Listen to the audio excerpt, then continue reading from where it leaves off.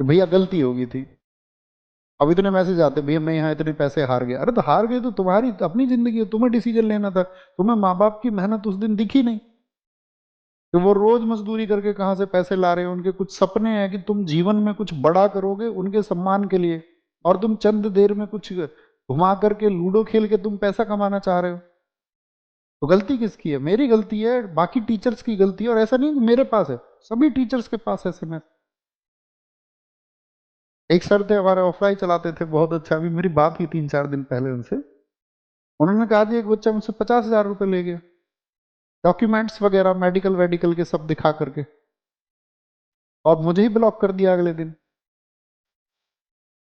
दुनिया कैसी होती जा रही है आप सोचिए।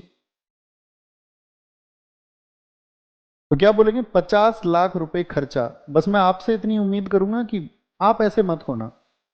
वो शायद या तो स्टूडेंट्स अपनी ऐसे दूर से हमसे जुड़ गए। आप कम से कम मेरी भावनाओं को समझना, और मैं आपसे ये चाहूंगा आप कभी ऐसे ना करें। आपको जीवन में जरूरतें हो सकती हैं। हमारी पहली प्राथमिक जरूरतें, हमारा परिवेश समाज इसीलिए बनाया गया कि हम अपने समाज के द्वारा उनको प्राप्त करें। संबंधों से हमारे को बहुत सारी चीजें आती हैं। लेकिन आप अपनी किसी गलत चीज एक्शन के लिए किसी दूसरे व्यक्ति को जिम्मेदार मत ठहराना कभी भी।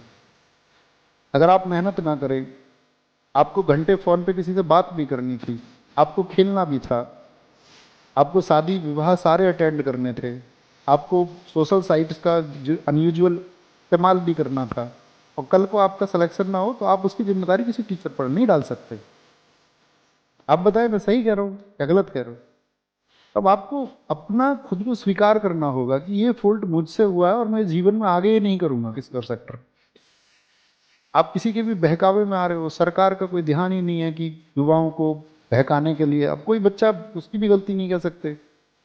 एक बच्चे को, हालांकि स्टूडेंट को विवेकी होना चाहिए, लेकिन जब वो फंसा रहता है तो उसको लगता है कि यार क्या ही जाता है कहीं 50 रुपये 100 रुपये लगाने पर। और उसको लगता है 100 रुपये में 250 आ गए तो फिर क्यों ना एकदम से कुछ बदल दिया जाए।